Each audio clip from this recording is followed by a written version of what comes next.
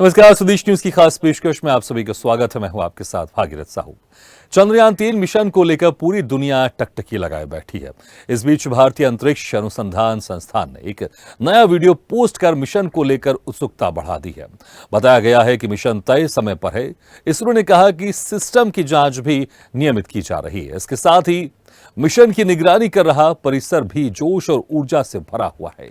40 दिनों की लंबी यात्रा के बाद चंद्रयान-3 का लैंडर सतह पर उतरने की तैयारी करेगा, लेकिन इसकी सबसे अहम प्रक्रिया लैंडिंग की है, जो बहुत नाजुक और जटिल है। इसमें सबसे अहम अंतिम 15 मिनट होते हैं। अब चंद्रयान-3 के लैंडर मॉड्यूल को लेकर कोई भी फैक्टर तय पैमाने पर नहीं रहा तो चांद पर यान की लैंडिंग 27 अगस्त को कराई जाएगी। आज चंद्रयान-3 के चंद्रमा पर उतरने से 2 घंटे पहले हम लैंडर मॉड्यूल की स्थिति और चंद्रमा पर स्थितियों के आधार पर यह तय करेंगे कि उस समय इसे उतारना उचित होगा या नहीं। कोई समस्या नहीं होती है तो हम आज शाम लैंडिंग करेंगे। और आज जिस तरह से पूरे देश और दुनिया के लोग इस पर नजर गड़ाए बैठे हैं कि भारत का चंद्रयान-3 किस तरह से लैंड करेगा, और उसके साथ ही कई मंत्रियों के इसमें बयान भी आ रहे हैं, रिएक्शन भी आ रहे हैं। पहले सुन लेते हैं केंद्रीय मंत्री ज्योतिरादित्य सिंधिया ने क्या कुछ कहा इस पूरे आज का जो मिशन है उसको लेकर। आज इतिहास रचा जाएगा जब भारत का तिरंगा झंडा प्रधानमंत्री जी के नेतृत्व में चांद पर गाड़ने का कार्य इसरो के द्वारा, हमारे वैज्ञानिकों के द्वारा, हमारे विशेषज्ञों के द्वारा सफलपूर्वक एक नया इतिहास भारत में रचने के लिए पूरा भारत उत्सुकता से इंतजार कर रहा है। ये एक ऐसी छड़ी, एक ऐसा समय है जिस समय में हमारे पिछले 9 वर्ष की मेहनत मशक्कत, वैज्ञानिकों की, सरकार की सफलता की तरफ हम लोग आगे बढ़ रहे हैं। इससे भारत का एक नया परचम विश्व में लहराएगा, इसका हमें पूर्ण।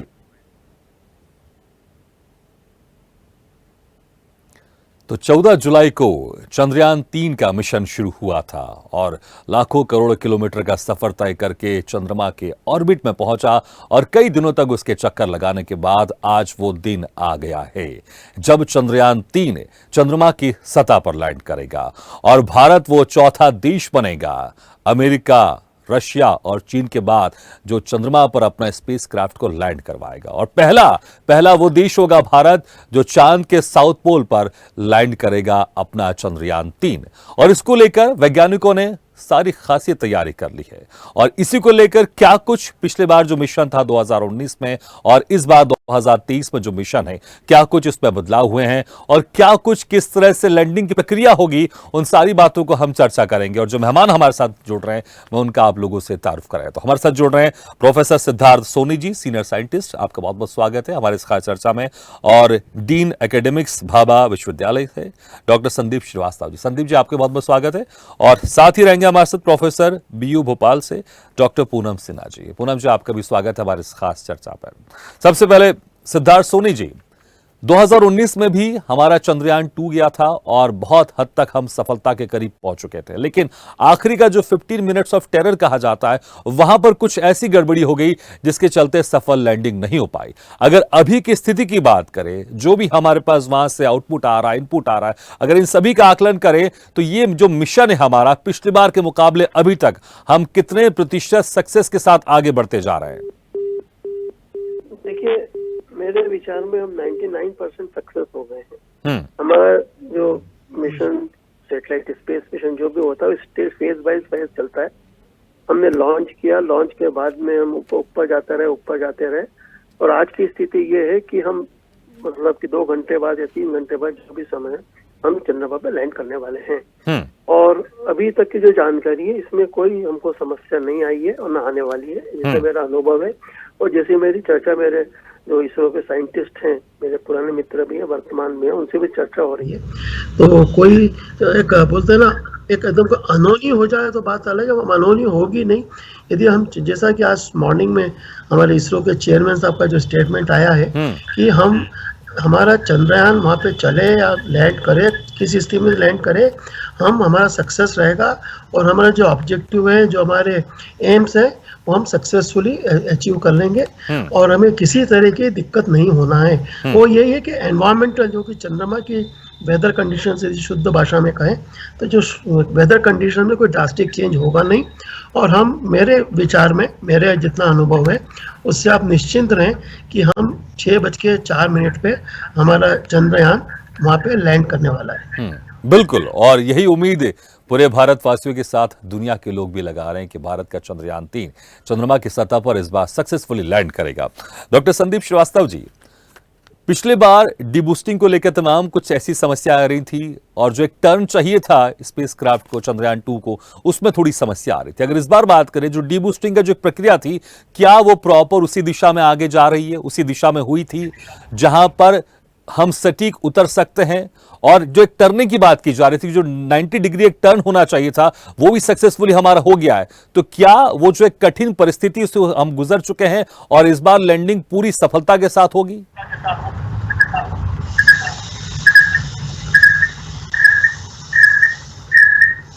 संदीप जी, आपको मेरी आवाज सुनाई दे रही है? संदीप जी, सुन पा रहे हैं आप मुझे? चलिए, लगता है हमारा संपर्क उनसे नहीं हो पा रहा है। पूनम जी, आपको मेरी आवाज सुनाई दे रही है? हमें सुनाई दे रही है आपसे। जी पूनम जी, पिछले बार टर्निंग को लेकर कुछ बातचीत की जा रही थी, क्योंकि जब हमारा आखिरी एन वक्त में जब चंद्रयान 2 लैंड कर रहा था उस वक्त क्रैश हो गया था। कुछ टर्निंग को लेकर बात आ रही थी, कुछ जो उसके जो डीबूस्टिंग प्रक्रिया थी उसमें थोड़ी सी समस्या थी। इस बार वो क्या सारी प्रक्रिया सही तरीके से हो सकी है और इस बार हम ये मान के चले कि 100% इस बार लैंड करने वाला हमारा चंद्रयान 3 चंद्रमा की सतह पर? 100%, क्योंकि पिछली बार जो है जो ध्यान दिया गया था वो अल्टीट्यूड पर दिया गया था। इस बार स्पीड और अल्टीट्यूड, इसके अलावा 2-3 तरह के कैमरेज भी लगाए गए हैं, डिटेक्शन एंड अवॉइडेंस कैमरा, जिसकी वजह से वो लोकेट करने में आसानी हो रही है कि जहाँ पर बहुत बड़ी चट्टानें या ऊबड़ खाबड़ जगह नहीं हो और सही डायरेक्शन में, सही एंगल पर, और स्पीड कंट्रोल भी किया जा सकता है। इसमें डॉपलर भी यूज किए जा रहे हैं, कई इलेक्ट्रॉनिक आइटम्स चेंज किए गए हैं, इंफ्रास्ट्रक्चर चेंज किया गया है। तो इस बार पूरी उम्मीद है कि 100% सक्सेस होगा ये हैजार्ड एरिया में भी। इनके इंजन भी बहुत मजबूत लगाए गए हैं। इसके अलावा 6 पहिए वाला रोवर लगाया गया है। ये हैजार्ड एरिया में बहुत अच्छी तरीके से लैंडिंग करने में सक्षम होगा। पिछले बार लैंडर में एक बीच में भी इंजन लगा हुआ था, उसको हटा दिया गया। पिछले बार 5 इंजन थे, इस बार सिर्फ 4 इंजन है। क्या इससे कुछ फायदा मिलेगा या फिर ज्यादा ईंधन हम ले जा सकते हैं, इसलिए 5वां इंजन हटाया गया था? एक तो बैलेंसिंग का भी बेनिफिट मिलेगा, दूसरा ज्यादा ईंधन ये लेके जा सकते हैं, क्योंकि वहां पर चांद पर 14 दिन का रात और 14 दिन का दिन होता है और रात में टेम्परेचर -100 डिग्री के नीचे चला जाता है। इसकी वजह से पावर जनरेट करना भी बहुत जरूरी है, तो हमें ईंधन की जरूरत पड़ेगी। ठीक है। डॉक्टर संदीप जी, आपको मेरी आवाज सुनाई दे रही है? यस, आ रही है। जी संदीप जी, बस कुछ ही घंटे का वक्त बाकी है और पूरी दुनिया जिसका इंतजार कर रही है, और इस बार भारत वो अचीवमेंट पाने वाला है। वो सफलता की कगार पर पहुंच गया, जहां पर चौथा देश बन जाएगा और पहला देश बनेगा जो चांद के साउथ पोल पर उतरने वाला है। इस बार आपकी उम्मीद है, अगर हम साइंटिफिक तरीके से देखें, कितनी मजबूत है? आज भारतवासियों के लिए बहुत बड़ा दिन है।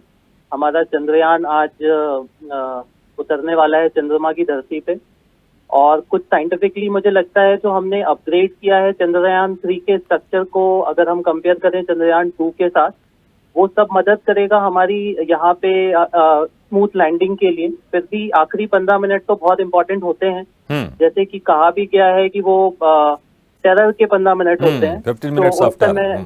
यस, तो उस समय बहुत ध्यान देने की जरूरत है, बिकॉज बहुत सारी चीजें साइमल्टेनियसली एग्जीक्यूट होती हैं। पोजीशन की चेंज होगी, हम हॉरिजॉन्टल से वर्टिकल पे आएंगे, थोड़ा स्पीड में भी वेरिएशन आएगा, प्लस हमारा कनेक्शन भी टूटता है हमारे जो धरती पे इसरो सेंटर है वहां से। तो ये सब ध्यान देने की बातें हैं। अदरवाइज हम बहुत स्ट्रांग और कमिटेड हैं कि इस बार हमें सफलता हर हाल में मिलेगी। ठीक है, बिल्कुल सफलता हर हार में मिलेगी, और यही उम्मीद के साथ, क्योंकि 2019 से अगर देखें, आज तकरीबन 4 साल हो गए, और इन 4 सालों में हमारे इसरो के वैज्ञानिकों ने, हमारे देश के वैज्ञानिकों ने उन चीजों पर काम किया जिसके चलते पिछली बार हम पूरी तरह से, हमारा मिशन चंद्रयान 2 सक्सेस नहीं हो पाया था।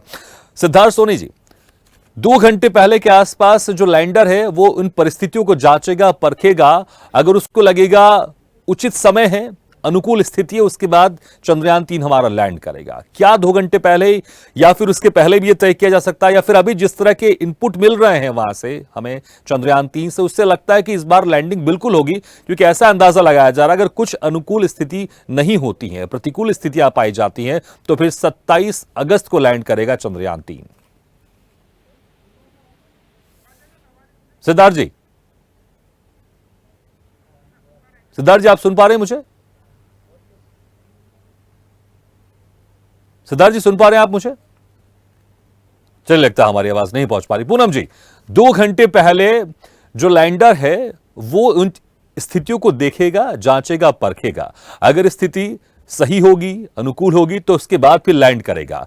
क्या 2 घंटे ये बहुत इंपॉर्टेंट होंगे, या फिर उसके पहले आप ये मान के चले, जिस तरह के हमारे पास इनपुट आ रहे हैं, तय है कि आज लैंड करेगा ही, 27 अगस्त तक पूरे भारतवासियों को, पूरे दुनिया के लोगों को इंतजार नहीं करना पड़ेगा? देखिए, अभी तक तो जो इनपुट्स आ रहे हैं उससे उम्मीद यही जताई जा रही है कि आज ही हम लोग सफल होंगे और भारत पूरे दुनिया को दिखा देगा कि हम कितना अच्छी तरीके से कार्य कर रहे हैं, और पूरी दुनिया को हम पर, हमारे भारत देश पर, हमारे वैज्ञानिकों पर भरोसा बनेगा।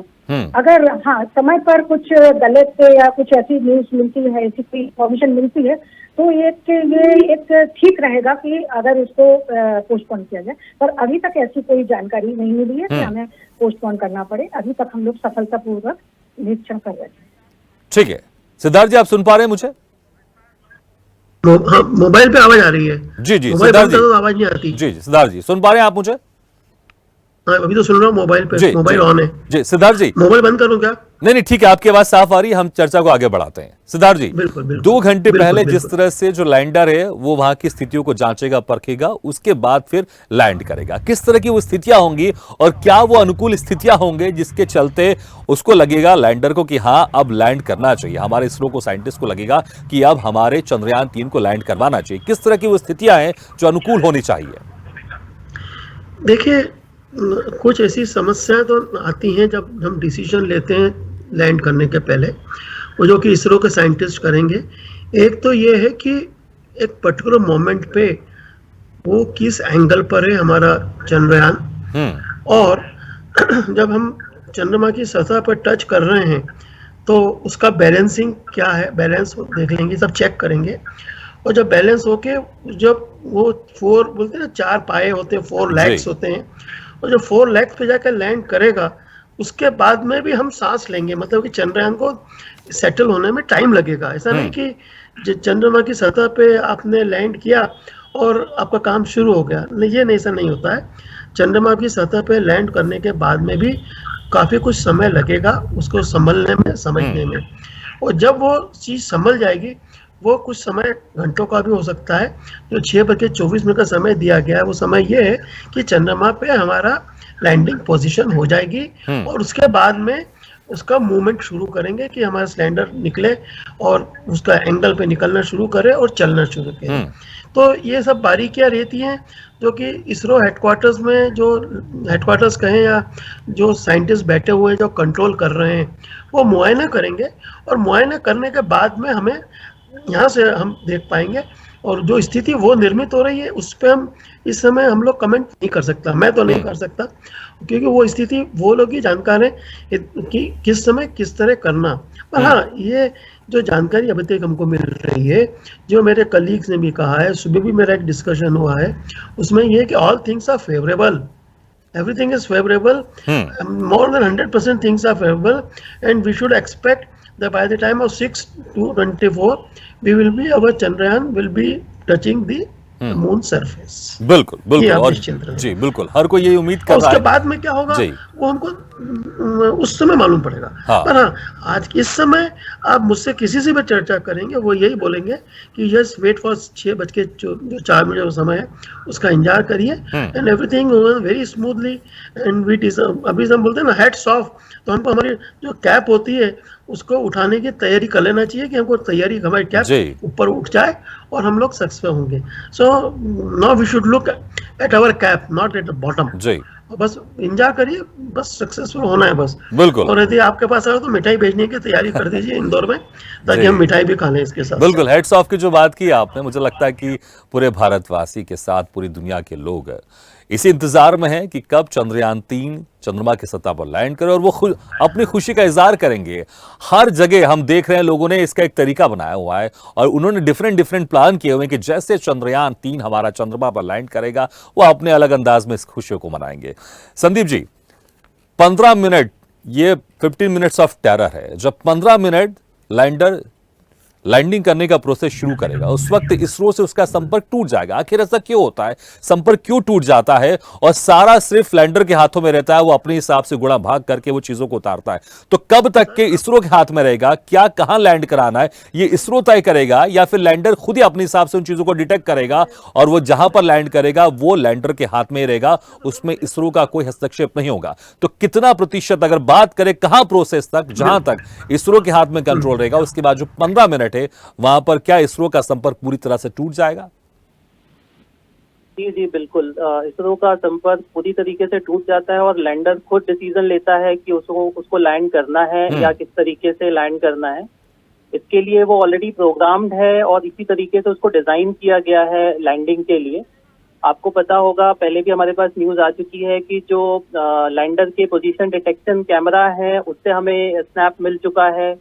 जो लैंडर का हैजार्ड डिटेक्शन और अवॉइडेंस कैमरा है वहां से भी हमारे पास स्नैप्स आ चुके हैं। तो पोजीशंस ऑलरेडी डिसाइडेड है, अंटिल कोई अनएक्सपेक्टेड ना हो, क्लाइमेट चेंज या ऐसा कोई इवेंट ना हो, तो we are 100% will get the success और वो लैंडिंग होगा जिस पोजीशन पे डिसाइड किया हुआ है। स्टिल हमारे पास एक प्लान बी भी है 27th, जैसा कि अभी सुना भी हमने।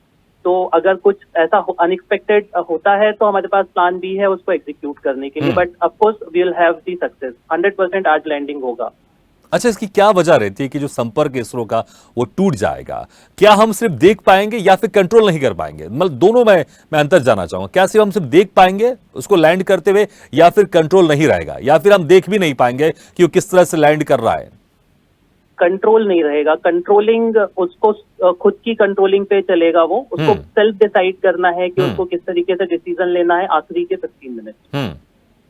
अच्छा, ये मानकर चलें कि इसरो उस वक्त पूरी तरह से छोड़ देगा लैंडर को कि आप अपने हिसाब से चीजों को डिसाइड करें और पूरी तरह से वो सेल्फ अपने हिसाब से उसको लैंड करेगा, इसलिए इसरो का हस्तक्षेप उस वक्त नहीं रहेगा।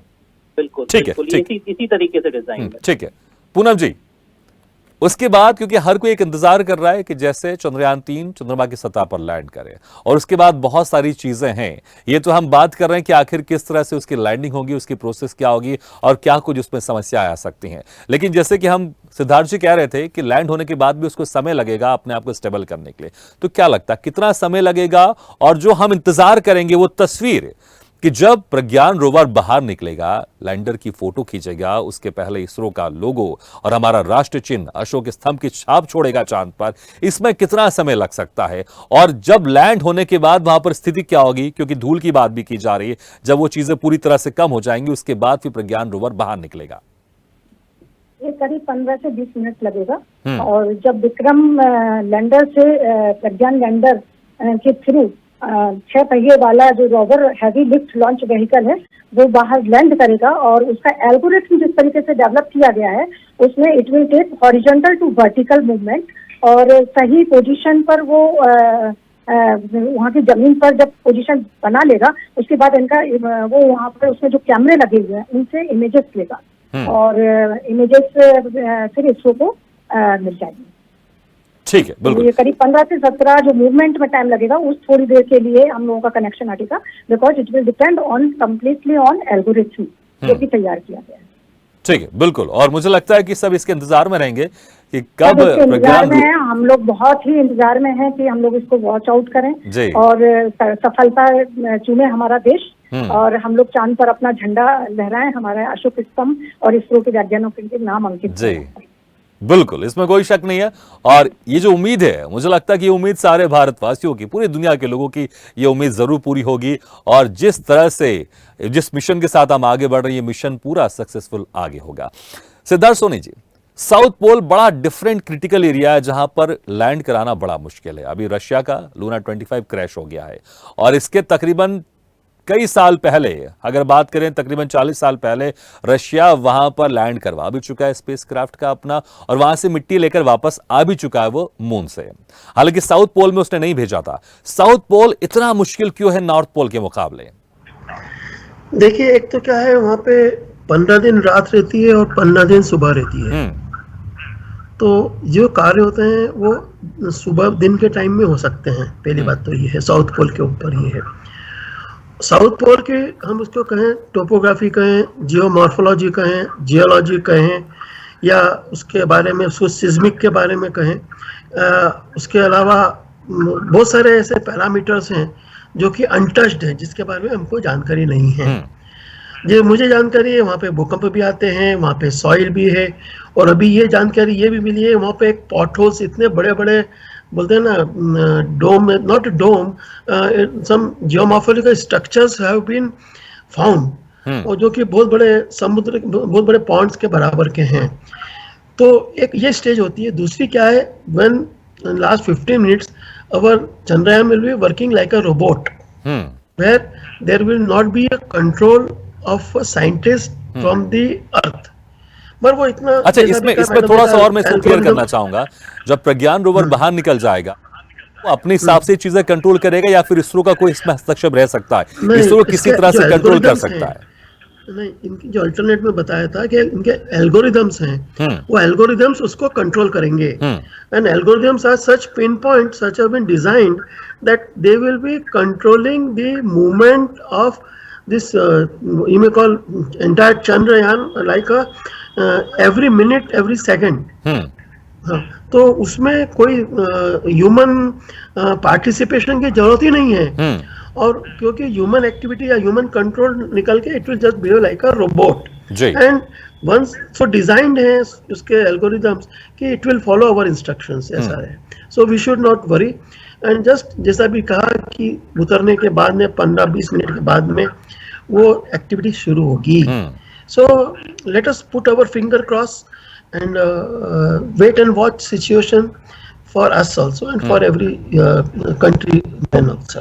बिल्कुल, बस कुछ ही घंटे बाकी है और इंतजार की घड़ी जैसे जैसे वापस आती जा रही है, वैसे वैसे धड़कनें बढ़ती जा। भारतवासियों के अंदर एक अजीब सी एक एक्साइटमेंट है, क्योंकि उम्मीद कर रहे हैं इस बार जब 6:04 पर चंद्रयान 3 चंद्रमा पर लैंड करेगा, तो वो खुशी जो हमारे भारतवासी, पूरी दुनिया के लोग उसको दबा के बैठे हुए, उस खुशी को इजहार करेंगे। क्योंकि आज भारत के लिए बहुत बड़ा दिन है, क्योंकि 4 साल के बाद 2019 में हमने चंद्रयान 2 को लॉन्च किया था। वो बहुत हद तक सफल रहा, लेकिन आखिरी लैंडिंग उसकी क्रैश हो गई थी। लेकिन इस बार 2023 में फिर से चंद्रयान 3 हमने भेजा है, और लगभग 40 साल के बाद, 40 दिन के बाद चंद्रयान 3 चंद्रमा पर आज लैंड करने वाला है।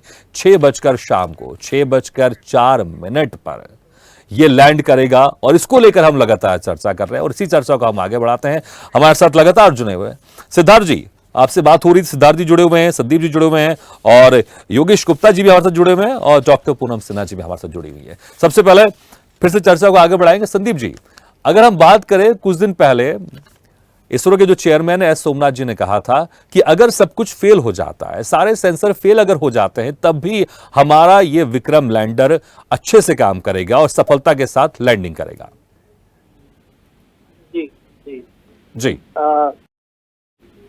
इस बार चंद्रयान 3 में जो अरेंजमेंट किया गया है, चंद्रयान 2 से अपडेटेड मॉडल है ये, और जो सेंसर्स हैं वो उस क्लाइमेट और वेदर कंडीशन को ओवरपास करके बेटर परफॉर्म करने के लिए बने हुए हैं। और जैसा कि अभी सिद्धार्थ सर ने भी कहा था कि जो क्लाइमेट कंडीशंस हैं वो सपोर्टिव हैं हमारी लैंडिंग के लिए, बट अदरवाइज भी जो सेंसर्स हैं, जैसे चेस पे लोड लगा हुआ है, एक रंभा पे लोड लगा हुआ है, तो वो अलग अलग वेदर कंडीशंस की रिपोर्टिंग हमें करेगा through sensors. So I don't think there is any issue. जी, ठीक है, बिल्कुल बिल्कुल, और उम्मीद करते जिस तरह से कॉन्फिडेंस के साथ इसरो के चेयरमैन ने कहा था, और वही कॉन्फिडेंस मुझे लगता है सभी भारतवासियों के अंदर है। हमारे साथ प्रोफेसर साहब भी जुड़े हुए हैं, योगेश गुप्ता। योगेश जी, थोड़े समय बाद आप जुड़े हैं, लेकिन चर्चा लगातार हमारी 2 बजे से जारी है।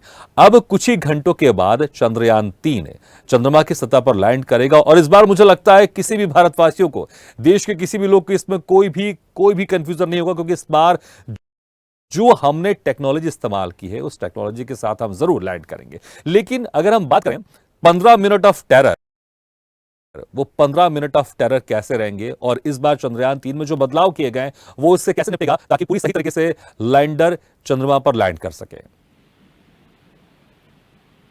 इसमें क्या है कि जो आखिरी के 19 मिनट रहेंगे तो उसमें चांद को छूते समय इसकी स्पीड कम करना रहेगी और उतरने के लिए यानी ऐसे स्थान का चयन इसरो ने किया है कि जिससे बिल्कुल जो लैंडिंग रहे वो सुरक्षित रहे। जी जी, लेकिन पिछले बार कहां थोड़ी सी कमी रह गई थी, वो इस बार आपको लग रहा है, जो अभी तक सारे इनपुट आए इस बार आपको लग रहा है कि वो सारी कमी इस बार दूर हो गई है और इस बार सफलता के साथ हम लैंड करने वाले हैं? इस बार जैसा कि सर ने बताया ये पेलोड जो लगे हुए हैं तो 3 पेलोड में से पहला चंद्रमा के दक्षिणी ध्रुव की मिट्टी और चट्टान का अध्ययन करेगा और दूसरा जो पेलोड रहेगा वो रासायनिक पदार्थ खनिजों का अध्ययन कर रहा है और तीसरा जो रहेगा वो यानी इसका स्वरूप है कब कितना बदलेगा ये पूरी स्ट्रीमिंग रहेगी वो अपन लाइव देख पाएंगे। ठीक है सिद्धार्थ जी, उस वक्त मैं साउथ पोल की बात कर रहा था कि अगर साउथ पोल ही क्यों चुना है भारत ने हमारे इस मिशन के लिए, क्योंकि नॉर्थ पोल में बहुत सारे देश उतर चुके हैं और नॉर्थ पोल क्या आसान है वहां पर लैंडिंग कराना साउथ पोल के मुकाबले, और साउथ पोल में जो मुश्किलात है उसके बाद जब हम लैंड करेंगे उसके बाद हमें क्या कुछ खास वहां से मिल सकता है साउथ पोल में जो नॉर्थ पोल के मुकाबले ज्यादा बेहतर होगा, और क्यों भारत ने साउथ पोल को चुना? देखिए, एक डिस्टेंस बहुत एक इम्पोर्टेंट क्राइटेरिया होता है कि from the moon, from the earth, where you are going to north pole और you going to south pole. तो डिस्टेंस के साथ साथ हमारा जो प्रोपेलेंट जो पेट्रोलियम लगता है, लिक्विड होता है, तो उसकी क्वांटिफिकेशन में भी कैलकुलेशन किए गए हैं और साउथ पोल के अंदर हमारी जो एक्टिविटी है, जो ऑब्जेक्टिव्स हैं उसमें एक अर्थक्वेक के बारे में स्टडी करना भी एक ऑब्जेक्टिव है कि वह भूकंप आता है। दूसरा, वहाँ पे जो मिनरल्स उस मिनरल्स के बारे में जानकारी भी लेना एक उनका उद्देश्य है। तो तीसरा महत्वपूर्ण उद्देश्य है कि वहाँ पर वाटर, पानी या जल है कि नहीं, और इन सब के बेसिस पे ह्यूमन सेटलमेंट वो पॉसिबल होगा। क्योंकि आपको जानकारी होगी चंद्रयान के बाद में गगनयान भी लाइन में लगा हुआ है जी, क्योंकि इसके उपरांत हम गगनयान भी ऊपर भेजने वाले हैं चंद्रमा के ऊपर, and it will be a craft with a human being, उसमें एक रहेगा। तो वहाँ पे लाइफ है कि नहीं, जीवन है कि नहीं, क्योंकि जीवन में पानी की महत्ता किस तरह की है, वो पानी पोर्टेबल है कि नहीं, मतलब हम पी सकते हैं कि नहीं सकते हैं, तो बहुत सारे एक पैरामीटर्स रहते हैं जो कि अभी पब्लिक डोमेन में नहीं आए हैं। और कुछ चीजें होती हैं वो अपने साइंटिस्ट अपने हिसाब से रखते हैं, it is they keep it in such a manner कि लेफ्ट हैंड में क्या हो रहा है वो राइट हैंड को मालूम नहीं होता है जी, और ब्रेन का लेफ्ट हैंड क्या सोच रहा है वो राइट हैंड ब्रेन नहीं सोचता है। तो बहुत सारे पैरामीटर्स। अच्छा, तो आप कह रहे हैं कि ऐसा कुछ भी हो सकता है जो पब्लिक प्लेटफॉर्म में नहीं है कि आखिर हम साउथ पोल में क्यों जा रहे हैं हम?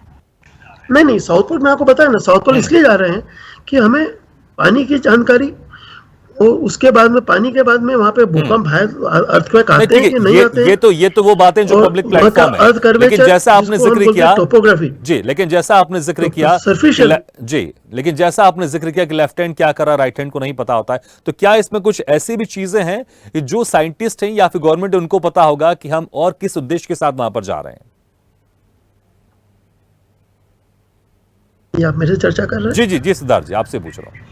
हाँ, तो मैंने आपको एक्सप्लेन किया ना कि ये सब पैरामीटर्स देख के, और चूंकि गगनयान, चंद्रयान 2 हमने पहले भेज चुके हैं, उसके जो हमारे फेलियर्स थे या जो हमारे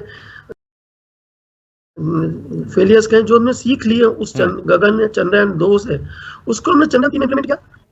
बिल्कुल इसलिए हम चंद्रयान हम साउथ पोल पे गए। बिल्कुल ठीक है संदीप जी, उतरने के बाद जब प्रज्ञान रोवर और लैंडर अपनी रिसर्च शुरू करेंगे तो बहुत सारी चीजें ऐसी हैं जिसको पता है लोगों को कि वहां पर पानी की खोज कर रहे हैं, कुछ ऐसे खनिज पदार्थों की खोज कर रहे हैं।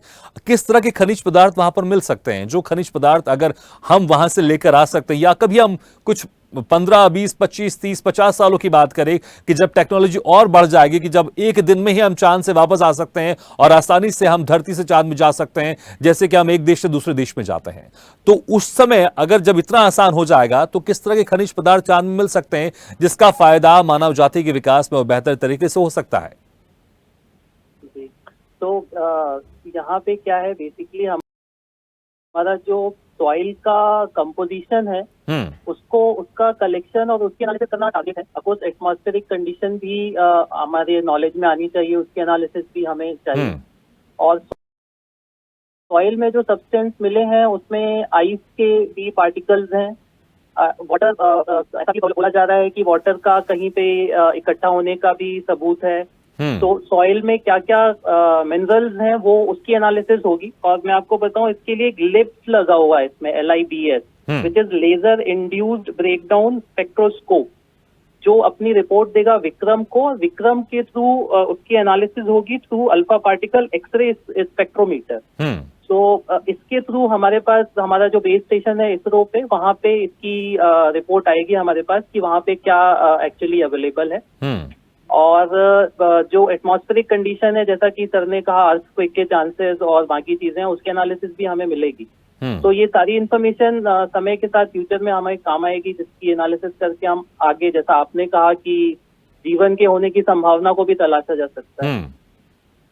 बिल्कुल बिल्कुल, क्योंकि जहां पानी होता है वहां पर जीवन की संभावना ज्यादा रहती है। योगेश गुप्ता जी, जिस तरह से लगातार चर्चा चल रही कि चांद पर पानी है और हमारा जो प्रज्ञान रोवर है, विक्रम लैंडर है, जब सफलतापूर्वक लैंड कर देगा उसके बाद इन्हीं सब चीजों पर वो रिसर्च करेगा। पानी मिलता है तो क्या जीवन की संभावना वहां पर कितने प्रतिशत ज्यादा हो सकती है, या फिर वहां पर जो पानी है वो इतना जमा हुआ है कि वहां पर जीवन की संभावना बड़ी रहस्यमय तरीके से हो सकती है या फिर नहीं भी हो सकती? इसको लेकर तमाम चर्चा होती रहती है। लेकिन अगर पानी की खोज कर लेता है हमारा प्रज्ञान रोवर, हमारा विक्रम लैंडर, तो कितनी बड़ी सफलता होगी और इसके क्या मायने निकाले जा सकते हैं? योगी जी, आपको मेरी आवाज सुनाई दे रही है? चलिए, लगता है कि हमारी आवाज उन तक नहीं सुनाई दे रही है। सिद्धार्थ जी, ये सवाल मैं आपसे पूछना चाहूंगा कि अगर पानी वहां पर खोज लेता है हमारा विक्रम लैंडर, प्रज्ञान रोवर, तो इसके क्या मायने निकाले जा सकते हैं? ये कितनी बड़ी उपलब्धि होगी अगर चांद में अगर पानी हमें मिल जाता है तो? सिद्धार्थ जी, आपको मेरी आवाज सुनाई दे रही है?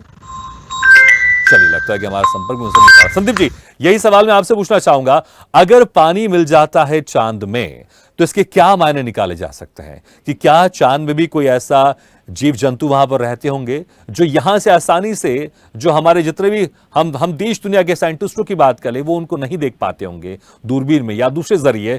क्या वहां पर जीवन की संभावना हो सकती है अगर पानी मिलता है? इसके क्या मायने निकलेंगे? जो भी पानी वहाँ मिलता है उसके मिनरल्स को एक्सट्रैक्ट करके ही बताया जा सकता है कि क्या संभावनाएं हैं। बट ऑब्वियसली अगर पानी है तो ऑक्सीजन के पार्टिकल्स भी होंगे वहाँ पे। ये सिर्फ हम एक चर्चा में ला सकते हैं इसको, बट हमें इसके बारे में डायरेक्टली कुछ भी स्टेटमेंट नहीं देना चाहिए अंटिल कुछ हमारे पास सॉलिड डॉक्यूमेंट ना हो। बट यस, ऐसा बोला जा सकता है कि पॉसिबिलिटी ऑफ लाइफ तो है, मतलब हो सकता है वहाँ पे, क्योंकि वाटर सब्सटेंस है, इसका मतलब कि आगे की भी एनालिसिस निकालनी चाहिए। और फिर वो रिसर्च का विषय है कि हमें किस एक्सटेंट तक उसको ले जाना है और धरती से कितना समय लगेगा इस बात की एनालिसिस को आगे बढ़ाने के लिए। टाइम और बाकी चीजें भी मैटर करेंगी समय के साथ, कि और किस एक्सटेंट तक चंद्रमा की धरती पे बाकी चीजों की एनालिसिस की जाए। जी बिल्कुल, इसमें कोई शक नहीं, क्योंकि अगर पानी मिलता है तो पानी के बाद जो रिसर्च में सामने आएगा उससे इस पर चर्चा शुरू हो जाएगी कि वहां पर कोई मानव जीवन या किसी तरह का दूसरा जीव वहां पर है कि नहीं। क्योंकि तमाम तरह की चर्चा चलती रहती है, कुछ ऐसी तस्वीर भी आती रहती है और तमाम तरह की इस तरह की अफवाहें भी उड़ती रहती हैं कि वहां पर कोई रहता है। इसके ऊपर भी पर्दा उठेगा, लेकिन मुझे लगता है इसके लिए बहुत समय है। सिद्धार्थ जी, अगर हम रशिया की बात करें, रशिया तकरीबन 40 साल पहले अपना स्पेसक्राफ्ट भेज चुका था, वहां से वो मिट्टी लेकर आ चुका था। अमेरिका की बात करें तो अमेरिका के तो इंसान भी चांद में उतर चुके थे, लेकिन उसके बाद इतने लंबे समय तक इनके ये सारे प्रोग्राम बंद क्यों थे? क्यों रशिया ने 40 साल के बाद भेजा? क्यों अभी तक अमेरिका 50 साल के बाद कोई भी दूसरा ह्यूमन मिशन वहां नहीं भेज पाया? आखिर क्यों इतना लंबा समय लगा? अगर एक टेक्नोलॉजी में अगर किसी देश ने पारंगत हासिल कर ली है तो उस टेक्नोलॉजी को आगे बढ़ाना चाहिए। लेकिन जिस तरह से रशिया की बात करें, उसका जो लूना 25 था वो क्रैश हो गया। आखिर क्यों? 40-50 साल में तो दुनिया बहुत बदली है, टेक्नोलॉजी बहुत बदली है, आखिर क्यों वो इससे आगे नहीं बढ़ पाए?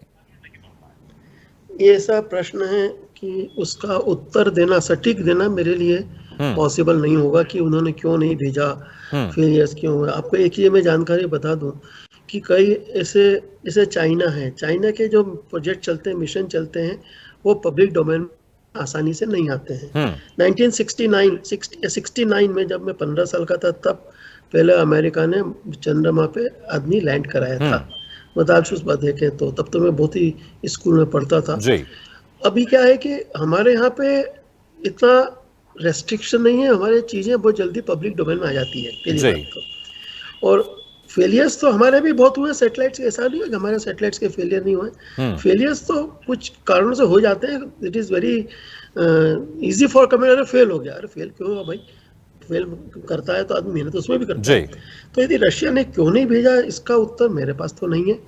अमेरिका ने क्या कर रहे हैं हमको ये भी नहीं मालूम है। उनके मिशन गए, ऐसा तो है नहीं कि अमेरिका शांति पकड़ के बैठ जाएगा 69 के बाद में उनकी। नहीं, ये मुझे लगता है एक जनता का सवाल है जो उत्सुकतावश मैं पूछ रहा हूं कि अगर 50 साल पहले अगर कोई एक देश अपने मानव को भेज सकता है चांद में, तो उसके बाद अगर ऐसा अंदाजा लगाया जाता वहां पर तो और बेहतर तरीके से अपना स्टेशन वो डेवलप कर सकता था, तमाम तरह की चीजें कर सकता था, लेकिन उसके बाद ये सारी चीजें रुकी रह गई। नहीं, उन्होंने भेजा है। आपको याद होगा हमारी इंडियन लेडी थी, साइंटिस्ट थी, वो गई थी, वो प्लेन इनका नहीं, मैं चांद पर उतरने की बात कर रहा हूँ, चांद पर उतरने की बात कर रहा हूँ। हाँ तो सर होता क्या है कि एक स्टेप बाय स्टेप, हम आपको जानकारी होगी कि हमारे मिशन मार्स भी चल रहा है, हमारे मिशन सन पे भी काम कर रहे हैं। तो प्रायोरिटी हर जगह रहती है। चंद्रयान है, गगनयान है, मार्स है, मिशन सन भी, सूर्य भी है। तो स्टेप बाय स्टेप फंड्स के हिसाब से एक प्लानिंग चलती है। 5 साल की, 10 साल की, 15 साल की, 20 साल की प्लानिंग करते हैं। और अभी हमारे जो प्रधानमंत्री जी हैं वो तो कम से कम 50 से 100 साल लंबी और प्लानिंग करके चलते हैं। बिल्कुल। तो शायद वो चीज हम जीवन में देख भी नहीं पाए जो प्लानिंग होती है। तो ये भी आज जो प्लानिंग हुई है, आपको लगता है कि मिशन चंद्रयान ये साल 2 साल का है? नहीं साहब, मैं 1977 से इसरो से जुड़ा हुआ हूँ और मैं तब से देख रहा हूँ, जब से हमारे रिमोट सेंसिंग सैटेलाइट्स गए थे, हमारे कम्युनिकेशन सैटेलाइट्स गए थे।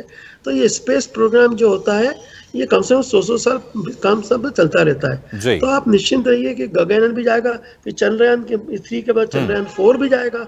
तो ये स्टेप बाय स्टेप चलते हैं। हमारे इंडियन रिमोट सेंसिंग सैटेलाइट्स में से हम भास्करा 1 से शुरू हुए थे, हम IRS 7, 8, 9, 10 तक पहुंच गए। तो एक एक्टिविटी है, स्पेस एक्टिविटी है, जो कि एक साइकिल रहती है, साइकिल में चलती है, स्टेप बाय वन, पहले ये जाएगा, पहले ये जाएगा, पहले ये जाएगा। तो पॉलिसी मैटर है। बिल्कुल, ठीक है। अगर हम भारत की पॉलिसी की बात करें तो 2019 में हम पूरी तरह सफल नहीं हो पाए, लेकिन 2023 में फिर हम वो सफलता का परचम जरूर गाड़ेंगे। लेकिन संदीप जी, अगर बात करें आगे वाले हम दिनों की बात करें, हम इस मिशन को सफल होंगे, इसमें कोई शक नहीं है, क्योंकि जिस तरह से इस बार इनपुट आ रहे हैं, हर उसी एंगल की तरफ इंगित कर रहे हैं कि इस बार हमारा जो लैंडर है वो सक्सेसफुल लैंड करेगा। और जिस मिशन के साथ हमने भेजा है हमारे विक्रम लैंडर को, ज्ञान रोवर को, वो मिशन पूरा सक्सेस करेंगे। लेकिन उसके बाद हमें क्या कुछ उसमें फायदा मिलेगा, क्या कुछ बेनिफिट मिलेगा? और एक सवाल और है जनता का, मुझे ऐसा लगता है शायद हर जनता ये जानना चाहेंगी कि कितना हमें समय लग सकता है अगर इस बार हम सफल हो जाते हैं। कितना समय लग सकता है कि वो दिन भी कब आएगा कि जब भारत से भी कोई शख्स जाएगा और मून पर वो अपने कदम रखेगा? जी, सबसे बड़ी बात यह है, आपने मुझसे सवाल पूछा। जी संदीप जी, मैं ये बोलना चाह रहा हूँ, सबसे बड़ी बात यह है कि हमारे चंद्रयान 3 पे आज भारत की नहीं, पूरे देश और दुनिया की नजर है। तो हम टेक्नोलॉजिकली कितने एडवांस हो चुके हैं समय के साथ, ताकि दुनिया देखे कि जब हमारा चंद्रयान 3 चंद्रमा पे उतरेगा। तो जियोपॉलिटिकली भी अगर हम सोचें तो दुनिया में हमारी एक इमेज है जो हम और स्ट्रांगली प्रेजेंट करने वाले हैं इस सक्सेसफुल लैंडिंग के बाद जी। और जो हमारा टेक्नोलॉजिकल इन्वेस्टमेंट है हमारे खुद के देश में, जिसका फायदा दुनिया के दूसरे देश भी उठा सकते हैं, हम उसकी तरफ भी स्ट्रांगली बढ़ेंगे इसके साथ। जैसे कि हमारे पहले भी साइंटिफिकली बहुत सारे रिसर्चेस होते रहे हैं और हमने अपने आप को हमेशा प्रूव किया है, तो ये भी बड़ा माइलस्टोन है भारत के लिए दुनिया की नजरों में। तो मैं इसको इस तरीके से देखता हूँ कि हमारा टेक्नोलॉजिकली नेक्स्ट स्टेप है एज कंट्री पूरी दुनिया के सामने। जी बिल्कुल, लेकिन क्या लगता है आपको, अगर एक अंदाजा मैं आपसे पूछूं कि वो दिन कब आएगा, वो समय कब आएगा कि भारत से कोई भारतीय चांद पर कदम रखेगा? ये तो बड़ा हाइपोथेटिकल होगा बोलना, बट हाँ मुझे ऐसा लगता है कि हम बहुत जल्दी देखेंगे, हम अपने जीवन काल में तो देख लेंगे। मुझे ऐसा लगता है कि बहुत जल्दी कोई ना कोई पहुंचेगा चंद्रमा की धरती। बिल्कुल, मुझे लगता है कि इस मिशन को सक्सेस के बाद हम दूसरे मिशन में जरूर हम सक्सेस होंगे। ठीक है सिद्धार्थ सोनी जी, अगर देखें मुश्किल से बस 3 घंटे बाकी है जब हमारा जो लैंडिंग का प्रोसेस वो शुरू हो जाएगा। इन 3 घंटों में, जो आपने कहा कि बहुत लंबे समय से आप इसरो से जुड़े हुए हैं, इस वक्त अभी इसरो में वहां पर क्या हलचल होगी, क्या कुछ चीजें वहां पर हो रही होंगी और किस तरह की वहां पर तैयारी चल रही होंगी लैंडिंग को लेकर? देखिए, जो श्रीहरिकोटा है जहाँ से हम सैटेलाइट को लॉन्च करते हैं, वहाँ पे कंप्लीट टीम बैठी हुई है जी, और they are all what you call minute to minute या second to second they are noting the progress of mission Chandrayaan। जी, और जैसा कि आपने अभी कहा कि थोड़ा देर बाद it will be controlled by algorithms and the mission that will be becoming a robot। Ji, and once it becomes, then there will be some telemetry, telecommand signals will be going automatically going, because they have designed a software, they have designed algorithm। नहीं देखिए, ये मैं आपसे इसलिए पूछ रहा हूँ क्योंकि जी ये इसलिए पूछ रहा हूँ कि जब चंद्रयान 3 की लॉन्चिंग हुई तो उसके बाद पूरा सब चेक होता, काउंटडाउन पूरा चेक होता और एक रिवर्स काउंटडाउन भी शुरू हो जाता। क्या इस तरह का भी कोई प्रोसेस वहां पर अभी चल रहा होगा विक्रम लैंडर को लैंड करवाने के लिए? जी अभी क्या है कि इनके 2 घंटे पहले मीटिंग शुरू होने वाली थी इसरो वहाँ पर, जो कि टॉप मोस्ट साइंटिस्ट हैं, जो कि प्रोग्राम कोऑर्डिनेटर हैं, प्रोजेक्ट कोऑर्डिनेटर हैं, चेयरमैन हैं, और हमारे NRSC जो हैदराबाद में नेशनल रिमोट सेंसिंग सेंटर, जो वहाँ के डायरेक्टर हैं प्रकाश चौहान साहब, जिनसे मेरी बात हुई थी 2 दिन पहले, जो कि एप्लीकेशंस वाले हैं, सैक अहमदाबाद के लोग भी हैं, they all are must be sitting at the launching place, वहाँ पे देख रहे होंगे। और बस वो मैं आपको ना 2 घंटे, जैसे अभी 3 बज रहे हैं तो 3:30-4 बजे से इनका फाइनल डिसीजंस जो आप बोल रहे हैं कि 23 तारीख होगी या 27 तारीख होगी, जो कि हम 0.001% से की स्थिति बन जाए कि हमको 27 को करना पड़ जाए। सो वो डिसीजन लेने के लिए भी एक हाई पावर कमेटी रहती है। It is not individual who will take decision. कितने बजे तक ये चीजें क्लियर हो जाएंगी कि आज ही हमारा चंद्रयान 3 लैंड करने वाला है? 99.99% आज ही होना है। ठीक है सिद्धार्थ जी, इस वक्त एक बड़ी खबर बता रहा हूं आपको मैं, हमारे पीसीआर से एक बड़ी खबर मिली कि इसरो का बयान आ गया है, आज ही लैंडिंग होगी। जिस प्रोसेस की हम बात कर रहे थे वो प्रोसेस अब पूरा फाइनल हो गया और ये तय हो गया है कि आज ही चंद्रयान 3 की लैंडिंग होगी। वाकई बहुत खुशी की बात है, क्योंकि मुश्किल से 3 घंटे बाद हम उस नजारे को अपनी आंखों के सामने से देखेंगे, क्योंकि इसके लाइव स्ट्रीमिंग का इंतजाम सरकार की तरफ से किए गए हैं, स्कूलों की तरफ से दिए गए। वाकई एक बड़ी खबर है कि इसरो ने फाइनल कर लिया है कि आज ही लैंडिंग होगी। हमें 27 अगस्त तक इंतजार नहीं करना होगा। 23 अगस्त शाम को 6:04 पर हम चंद्रमा की सतह पर चंद्रयान 3 को उतरते हुए देखेंगे। संदीप जी, मैंने आप 1 मिनट बोल लूंगा। जी, मैं आपको ये बोलना चाहता हूँ कि मैंने आपको भी कहा था कि वहाँ पे high power committee in progress है, और आपको इनपुट मिल भी गया कि आज के दिन ये 6:03 पे लैंड होगा। तो ये पैरेलल प्रोसेसिंग हो रही है, मीटिंग भी चल रही है, हम लोग आपसे चर्चा भी कर रहे हैं, और आपने हमें एक अच्छी जानकारी दी है, एड ऑन किया है कि 6:04 पे चंद्रयान लैंड करने वाला है। बिल्कुल, और मुझे लगता है कि आपके चेहरे की मुस्कुराहट, मुझे लगता है हमारे हर भारतवासियों के चेहरे पर मुस्कुराहट होगी जब ये खबर इसरो की तरफ से उनको बताई गई है कि अब आज ही के दिन वो मौका जिसका हम इंतजार कर रहे हैं पिछले 40 दिनों से, वो आज आने वाला है। संदीप जी, क्या जो हमारा लैंडर है, रोवर है, प्रज्ञान रोवर, जब सफल लैंडिंग के बाद बाहर निकलेगा, अपना काम करना शुरू कर देगा, क्या उसकी लाइफ सिर्फ 14 से 15 दिन ही होगी, या फिर ऐसा कुछ हो सकता है कि अभी हम स्थिति के हिसाब से देखें कि ये और लंबा भी काम कर सकता है? क्योंकि 15 दिन, जैसा कि बताया था सर ने, सिद्धार्थ जी ने, कि 15 दिन वहां पर रात रहती, 15 दिन वहां पर दिन रहता है। तो क्या ऐसा कुछ संभावना है कि उससे और ज्यादा ये काम कर सकता है, या फिर 15 दिन के बाद बहुत ठंड के कारण ये सारे काम करना बंद कर देंगे?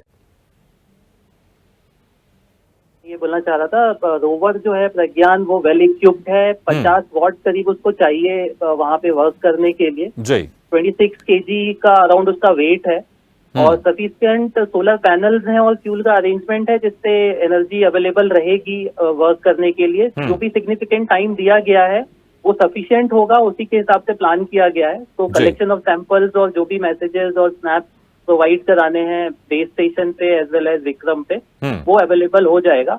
तो सफिशिएंट टाइम बैंड है। प्लस एक और बात है कि चंद्रयान 2 में और इसमें एक फर्क है कि इसका विड्थ ज्यादा है, लेकिन ये ज्यादा डिस्टेंस कवर कर सकता है। हाँ।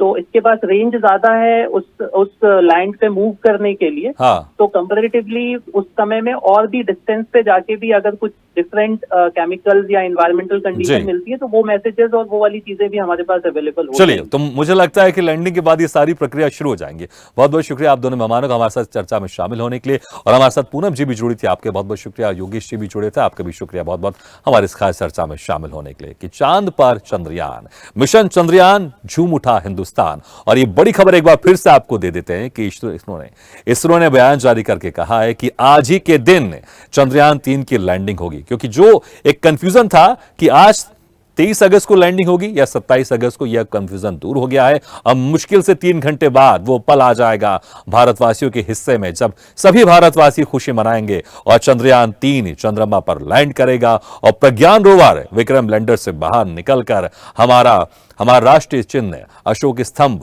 और इसरो का लोगो वहां पर चांद की धरती पर वहां पर बनाएगा। और ये वाकई बड़ा एक अद्भुत नजारा होगा और एक अद्भुत समय होगा, एक ऐतिहासिक पल होगा। और कुछ ही घंटों बाद यह ऐतिहासिक पल पूरे भारतवासियों के साथ पूरा देश देखेगा और हमारे भारत की शक्ति देखेगा कि किस तरह से लगातार भारत आगे बढ़ते जा रहा है साइंस के क्षेत्र में। इसी के साथ हमारे इस खास पेशकश में फिलहाल इतना है, लेकिन खबरों का सिलसिला लगातार जारी है। आप देखते रहिए स्वदेश न्यूज, सबसे पहले देश। ऐसे ही वीडियो के लिए लाइक करें, शेयर करें, फॉलो करें और YouTube पर जाकर सब्सक्राइब करें और बेल आइकन को दबाना ना भूलें। और ताजा तरीन अपडेट के लिए स्वदेशलाइव.com पर जरूर जाएं।